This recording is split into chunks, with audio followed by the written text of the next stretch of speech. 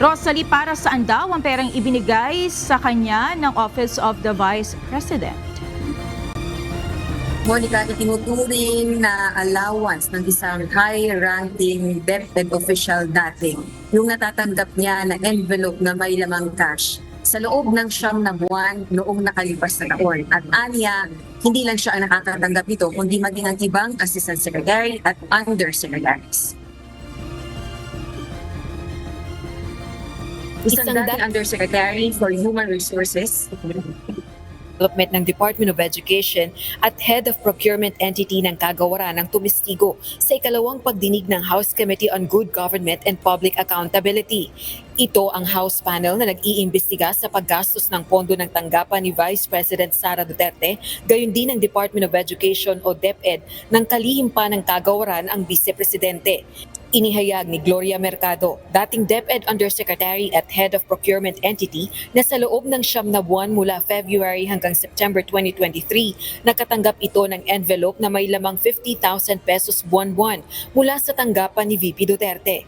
Inusisa ng mga kongresista kung para saan ito at kung naniniwala ba itong payola o suhol ito sa kanya ng pangalawang Pangulo sa pagiging Head of Procurement Entity o hope nito sa DepEd. And what do you think is the reason kung bakit yung envelope nag-start lang during your appointment as Hope? Bakit po walang envelope nung HR pa lang kayo? Tapos biglang nagka-envelope nung naging Hope kayo? I think it's like an allowance maybe for an extra work because sometimes I have to stay until midnight to look at the documents. If that is just an allowance, ma'am, then the rest of the officials of the DepEd should be receiving also their respective envelopes. Do you think so? Don't you think so, ma'am? If that is just an allowance, then the rest of the officers of DepEd should have their own envelopes as well. Mr. Chair, that's precisely the reason why I did not open any of it. Because I understand. that was very uncomfortable on I my understand. And that leads me to the next question, ma'am. Why were you so uncomfortable with the envelope when you believe that that is just an allowance? part. I'm 40 years in government. Self-made po kami. I come from Samar. So I have all reasons to protect my name. You wish to protect yourself. Do you confirm? Yes. And the Mr. reason, Chair. ma'am, is because you believe that that envelope is a bribe. Do you agree with me? Because otherwise, you will not appreciate the job as difficult. You will not uncomfortable opening what you believe is allowance. You will not be thinking about the ombudsman case. You will not be thinking about protecting yourself. The reason why you are considering all these concerns is because you believe that the envelope is a bribe. Do you agree? Yes or no, ma'am? It's kind of harsh word to use, bribe, because if Or should I say, it is a means to influence your decision being the hope? It could be. Dahil hindi komportable sa natanggap na salapi mula sa tanggapan ni VP Duterte na nooy DepEd Secretary. Ayon kay Mercado, pagkaretiro sa pwesto, donated niya ito sa isang non-government organization o NGO. At least, Mr. Chair, I would know the Vice President is watching us because she just had a press conference and she said that she's denying giving former DepEd Undersecretary Gloria Mercado 50,000 for 9 months. And the Vice President saying that Mercado was let go because she used DepEd to solicit donations from the private sector amounting to 16 million without her knowledge. And she adds that she will provide the media with paper trail to back up her claim, describing Mercado as a disgruntled former DepEd official. I think, ma'am, given your long history and long service to the Republic, 40 long years, I think it's fair It's for you to very be sad. given the opportunity to reply to the Vice President. I think I don't want to do this, but since siya na yung nagsabi, i-turn over ko na yung envelope. The envelopes where the money was. Comsec, So Paki- it's 9 envelopes. kuha po yung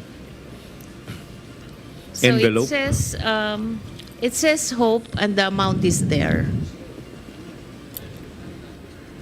Kasi ang sakit naman nun, ordinaryo lang akong trabahante tapos inano ka ng Vice President, di ba? It's very painful. Samantala, inihayag din ni Mercado sa pagdinig na pinagbibitiw umano siya sa pwesto noong October 2023. Ito ay matapos niya umanong questionin ang procurement process kaugnay ng DepEd computerization program ng Kagawaran.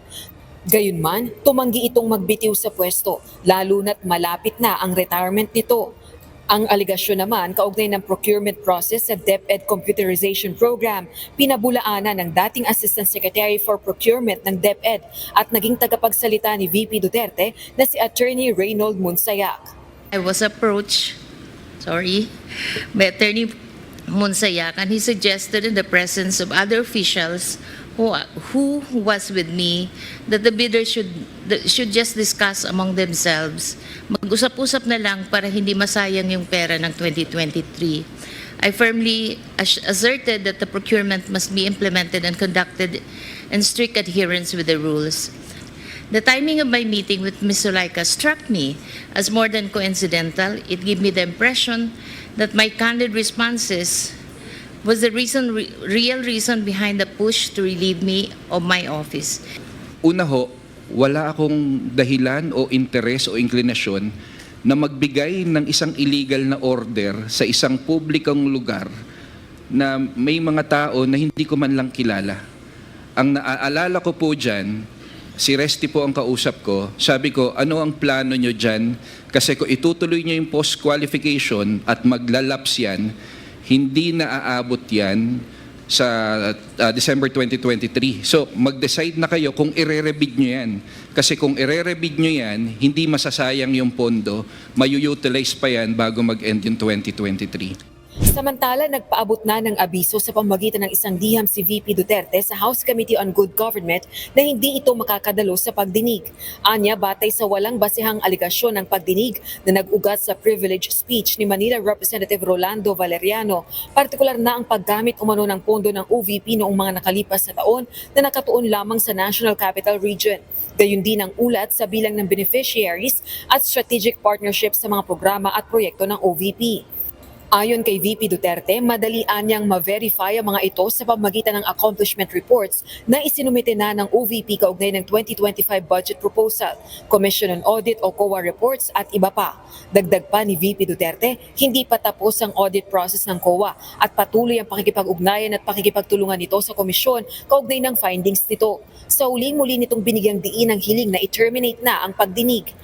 Muli namang binigyang diin ng chairperson ng House Committee on Good Government and Public Accountability na hindi politika ang layo ng pagdinig kaugnay ng paggastos ng pondo ng OVP at ng DepEd sa ilalim ni VP Duterte na may mga puna o findings mismo ng Commission on Audit o COA, kundi imbestigahan ang potensyal na maling paggamit ng kaba ng bayan na pasok sa pandarambong o plunder. I must stress at this point that the sheer vastness of these potentially misused funds sets this matter apart from other instances of irregularity and disallowance. These amounts easily surpass the threshold for the crime of plunder under our laws. Kaya nga po napaka-importante na may presence po dito sa inquiry from their side, from the Office of the Vice President. Para po,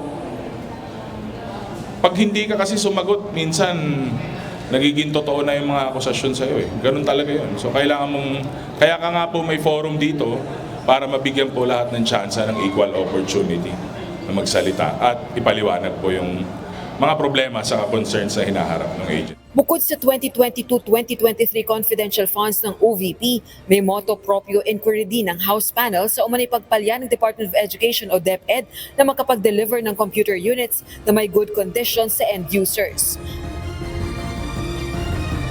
Monica, bukod sa pagdinig ng House Committee on Good Government and Public Accountability hinggil dyan sa OVP budget spending, isa rin sa malaking binabantayan natin ngayon ay ang pagpasa ng House Bill number 10800 o ang General Appropriations Bill para sa fiscal year 2025. Kasi ngayong araw, ang target na maipasa sa ikalawa at huling pagbasa ang GAP o ang General Appropriations Bill o ang 6.352 trillion pesos na panukalang pondo ng pamahalaan para sa susunod na taon. At kanina nga lang, late this afternoon, right after na matapos itong pagdinig ng Good Government and Public Accountability Committee, ay lumusot na rin sa plenaryo ng Kamara yung OVP budget proposal. Ito ay kahit walang dumating na authorized representative, si VP Sara Duterte dito sa plenaryo ng Kamara para sumama o bumulong doon sa sponsor ng budget na si Representative Sia Alonto Adjong. So ngayon nakasuspende pa yung plenaryo ng Kamara, pero aasahan natin na mismo ngayong araw na ito ay may papasa nga yung 2025 General Appropriations Bill dahil yan ang target ng House leadership, lalo na at certified as urgent na nga ni Pangulong Bongbong Marcos Jr. itong House Bill number 10800. Balik sa iyo, Monica. Maraming salamat, Rosalie Cos.